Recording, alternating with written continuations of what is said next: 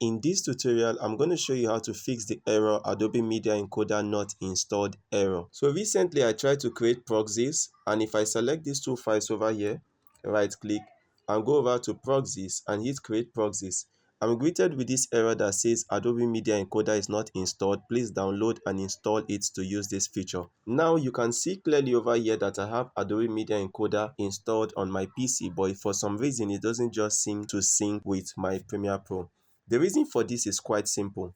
If I go over here, you can see the version of Adobe Media Encoder that I have installed. It is 2022.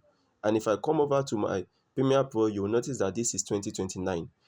Now, if I go over to Premiere Pro 2022, which syncs with my Adobe Media Encoder, and I select these files, right click and hit proxies and hit create proxies, automatically you will notice that it has noticed Adobe Media Encoder. So the right windows has popped up, and if I hit OK, it automatically launches in Adobe Media Encoder. And as you can see over here, Adobe Media Encoder is automatically creating the proxies for me. So that's it, guys, on how to fix this error. All you need to do is to install the match of the Premiere Pro version you are working on.